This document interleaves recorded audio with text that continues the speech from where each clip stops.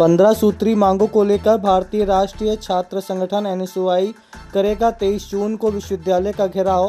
बता दें कि परीक्षा परिणामों में लगातार हो रही धांधली के विषय में इस वर्ष एमएड एवं बीएड तथा बीपीएड व एमपीएड एवं एमकॉम कोर्स की मान्यता रद्द को वापस लाने के विषय में सहित बीते दिनों बेसबॉल की टीम को राजस्थान के झुंझुनू में नेशनल खेलने जाना था। खिलाड़ियों के दिल्ली भी भेजा गया जनरल टिकट पर। उसके बाद उन्हें बिना प्रतियोगिता में शामिल किए वापस लौटा दिया गया, जिसमें विश्वविद्यालय प्रशासन की गलती है।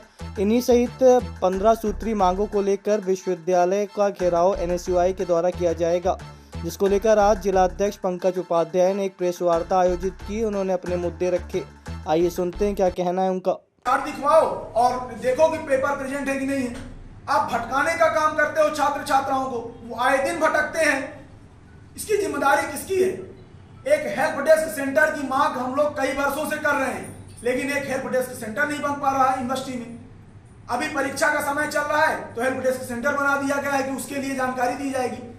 आप ये बताइए, जब यहाँ से सीधी शहडोल तक की महाविद्यालय विश्वविद्यालय के अंतर्गत आती है तो क्या एक हेल्पलाइन नंबर नहीं बन सकता कि वो वहां से जानकारी ले सके? सीधी शहडोल का लड़का क्यों भटकता है, आके डेली खड़ा रहता है। फिर इसी तरह आपका एक नया मामला जीडीसी का आया है। जीडीसी में कुछ छात्राएं हैं, उनको 4th सेम का परीक्षा फॉर्म भरने के लिए वो कर दिया गया, खोल दिया गया, और 3rd सेम का रिजल्ट घोषित नहीं किया गया। आए दिन ऐसी गतिविधियां शामिल हो रही, इतनी दलाली चल रही है विश्वविद्यालय में, इतनी दलाली चल रही है कि कुछ कहने को लायक नहीं।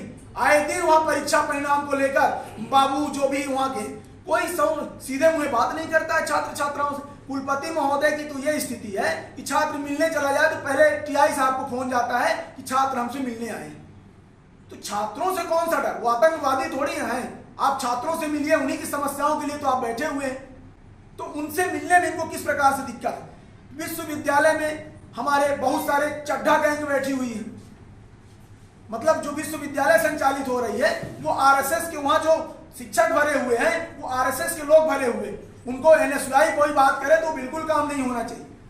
तो ये जो चड्ढा गैंग वहां चल रही है ना, ये हम बिल्कुल बर्दाश्त नहीं करेंगे। शिक्षा का मंदिर है, शिक्षा का मंदिर ही रहने दिया जाए, राजनीतिक अड्डा ना बनाया जाए, उसको भी बर्दाश्त नहीं किया जाएगा। आने वाले समय में अभी 23 तारीख को विश्वविद्यालय परिसर का बड़े स्तर पर उग्र प्रदर्शन एनएसयूआई द्वारा रखा गया है। विश्वविद्यालय प्रशासन की जो गतिविधियां आए दिन आ रही हैं, ये बिल्कुल भी बर्दाश्त की वो नहीं है। छात्र छात्राओं का भटकाव बिल्कुल बर्दाश्त नहीं किया जाएगा। आए दिन के मामले सामने आ रहे हैं, विश्वविद्यालय प्रशासन जवाब क्यों नहीं देती? आखिर किसके इशारे पर इस तरह के कार्य हो रहे हैं? ये दलाली का जो एक क्रम चालू हो गया, ये कब बंद होगा? हेल्प डेस्क सेंटर की मांग कर रहे हैं, वो कब चालू होगा? हम एक हेल्पलाइन नंबर उनको वो किया जाए, वो कब चालू होगा? इन्हीं सभी मांगों को लेकर हम ये प्रदर्शन करने जा रहे हैं। जब शांतिपूर्वक हम मांग कर चुके हैं, जब हमारा कोई भी विषय नहीं माना गया, तब हमें मजबूरन ये उग्र प्रदर्शन करने के लिए मजबूरी आई। इसी प्रकार आपका एक बड़ा मामला भी आपको बता दें, विश्वविद्यालय में बहुत सारे छात्र छात्राओं का एडमिट कार्ड नहीं जारी हुआ और परीक्षाएं चालू हैं। तो जब एडमिट कार्ड ही नहीं है तो परीक्षाएं कहां से चालू हो गई? परीक्षा परिणाम खुल गए, परीक्षा फॉर्म भरा ही नहीं और परीक्षाएं चालू हैं। इसी प्रकार आपके एलएलबी की बात कर रहा हूं, 4th सेम कंप्लीट होने के बाद 5th सेम के लिए 6 महीने के अंदर पेपर हो जाना चाहिए सेमेस्टर। 6 महीने बीत चुके, पेपर की डेट नहीं आई।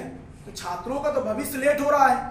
जो डिग्रियां आज के डेट में 2 साल में मिल जानी चाहिए, वो छात्र छात्राओं को 3 साल में मिल रही। 1 साल का उनका नुकसान हो रहा है।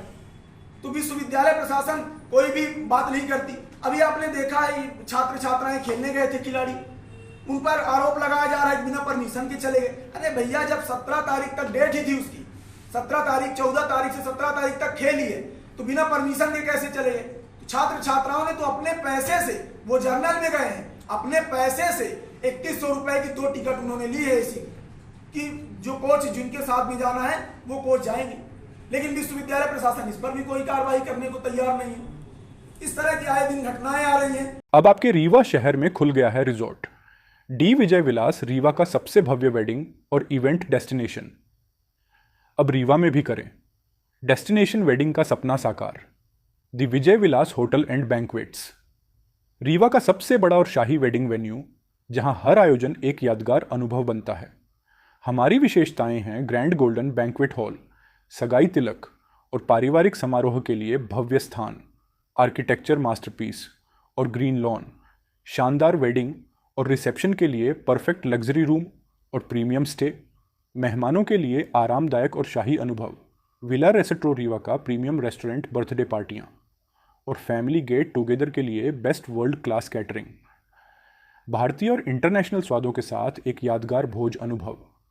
अब भव्य शादियां और इवेंट्स के लिए दिल्ली, जयपुर या उदयपुर जाने की ज़रूरत नहीं थी। विजय विलास में रीवा का सबसे शानदार वेडिंग एक्सपीरियंस पाएं। पता है the Vijay Vilas hotel and banquets, ring road toll plaza के पास, रीवा, मध्य प्रदेश। बुकिंग और इंक्वायरी के लिए संपर्क करें 7880-08750 1 एवं 7880-0875002।